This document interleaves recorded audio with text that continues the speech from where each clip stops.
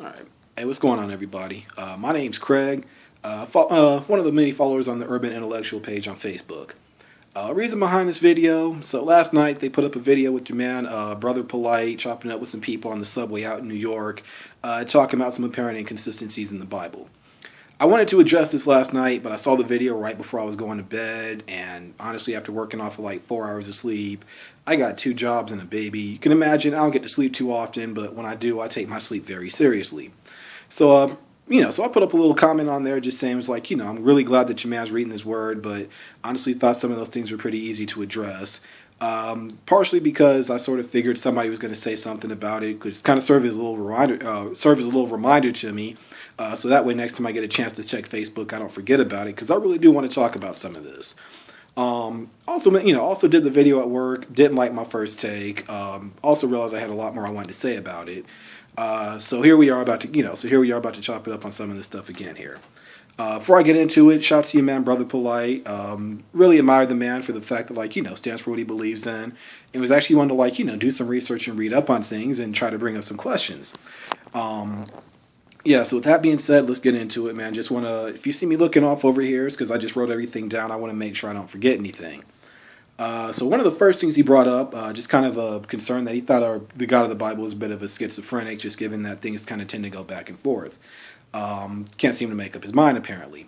One of the examples your man mentioned was how in James 4, chapter 4, verse 4, love of the world equals indemnity with God, but on the other hand, John 3:16, for God so loved the world, he gave his only begotten Son, whosoever shall not perish but have everlasting life. So so of course he's kind of thinking, wait a second, I thought love of the world was indemnity, but God loves the world. Well, simple response to that, pretty straightforward. When God says love of the world is indemnity with God, he's talking about the world system, the system of doing things. As you can tell if you hit the news, it's a lot of just real ugly stuff going on these days. We got police brutality, systematic racism, human trafficking, wars right and left, corrupt government officials. We could be here all day with it. It's a lot of just real ugly stuff going on, just really heartbreaking. However, when God said that God so loved the world, he wasn't talking about those particular systems as much as, he was talking about the people in them. These systems, do keep in mind, are made by corrupt, fallen, sinful people. However, God wants to do away with these systems as much as we do, but he loves the people in it so much that he's willing to die in our place to take our punishment on that. So again, in short, love of the world system is, basically clarify things. Love of the world system and the world's way of doing things is indemnity with God, but God still loves the people enough to, rescue them from that. Next thing your man brought up, next thing your man Brother Polite brought up, the issue of an eye for, how in Leviticus chapter 24, verse 20, he brings up the issue of an eye for, talks about an eye for an eye, versus in Matthew chapter 5, 38 and 39, talks about turning the other cheek. First off, in Matthew 38, it actually says, you've heard it said an eye for an eye. When they talked about that in Leviticus, they weren't talking, what they were talking about in that was systematic justice. So basically making sure that the punishment fits the crime. Contemporary example over in Detroit right now, from what I understand, nonviolent offenses such as drug possessions, if you have enough, you get locked up for life. I'm not saying you shouldn't be locked up for selling drugs, but yeah, life sentence for a couple of grams is pretty extreme, at least to me anyway. Versus on the other hand, turn the other cheek talks more about personal vengeance. For example, you have people doing really dumb stuff like smack cams or the knockout games, that crap. Your initial response, chances are, if you're on the wrong end of that, is to get up and start, is to get mad and start putting hands on people. What Jesus is saying there is to basically, look, I understand, it's your natural reaction, but don't stoop to these people level, don't stoop to their level and be petty just like them. So again, we have a compare and contrast. We're talking about 2 different things here. We're talking about systematic justice versus personal vengeance. Next thing he brought up, the issue of God being a loving God, as referenced in 1 John chapter 4, verse 8, versus God being a God of war, Exodus 15:3. No contradiction there, just unfortunately, there's a time for everything. There's a time for peace, there's a time for war. Doesn't necessarily mean that God's running around looking for a war. It just means that unfortunately people want to do dumb stuff and have to get dealt with. We're not happy about it, but it is what it is. Case in point, I consider myself to be a pretty peaceful person. I haven't been in a fight since like fifth grade. But yeah, touch my wife or kid and see what happens. Yeah. So, that's kind of where so that's where we're at with that one. Unfortunately, there have been times where humans have messed up on a just horrible scale, and God had to deal with them. There was one particular tribe, I believe it was the Canaanites, where they engaged in human sacrifice, where a baby was born, and then they heat up a statue, and then put the baby on the statue and just leave it there to die. After about after about 500 years of God trying to be patient about it, just couldn't do it anymore and had to have them wiped out. Let's see here. What's next? Oh yeah, he also also Brother Polite talked about the difference between God being a jealous God and if we're made in God's image, as per Genesis chapter 1 verse 26. Why is it not considered okay when we get jealous? As per Galatians chapter 5 verse 20, whole section there about the fruits of the flesh and just being things that God's just not okay with. When God says that we're not to be jealous, he's talking about that type of jealousy that makes people want what the next man has, to the point that they're prepared to just do some really dumb stuff for it.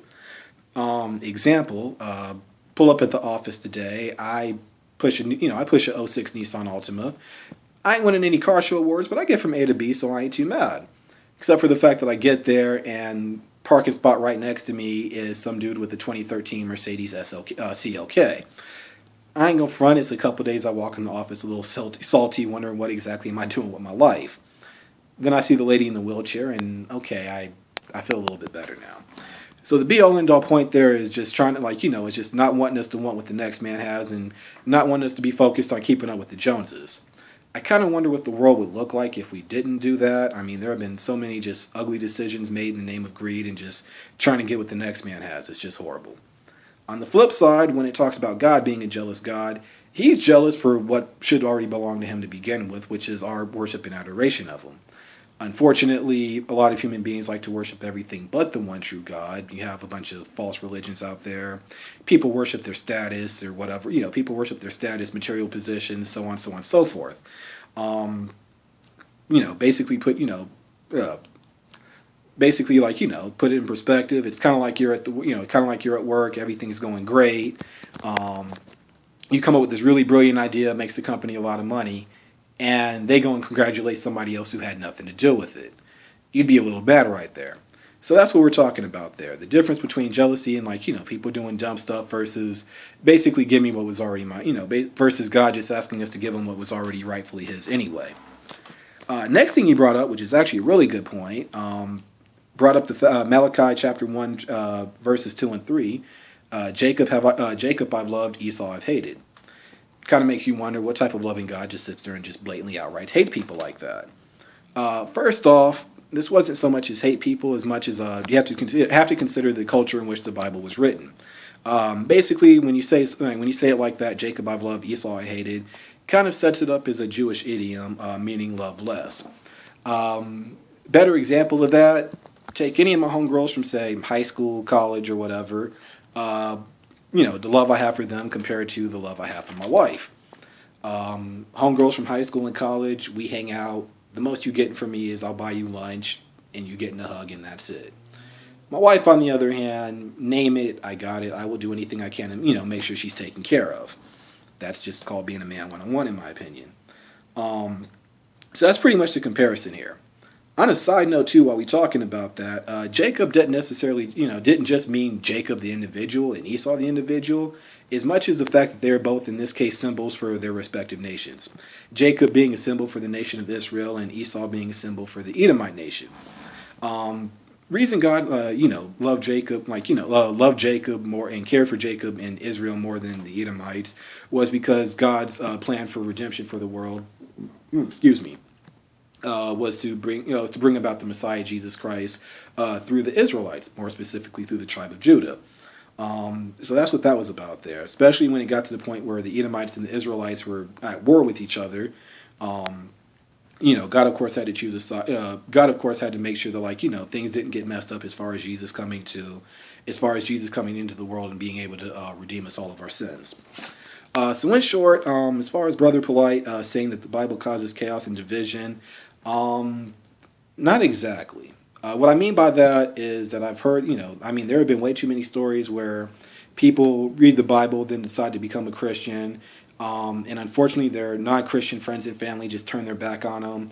Sadly enough, even in some cases, even in some cases, they decide to kill them for it.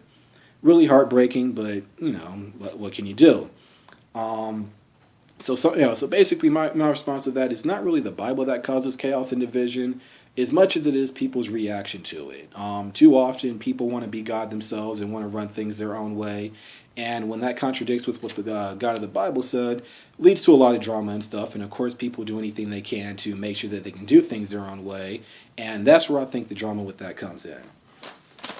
So again, shout out to you, man, Brother Polite, for even posting that video and even asking them questions. Again, anybody who's thinking, him and anybody else who's thinking along the same way, I just want to encourage you, man. Not to, definitely do your research on whatever it is you want to believe, be it Christianity, Islam, whatever.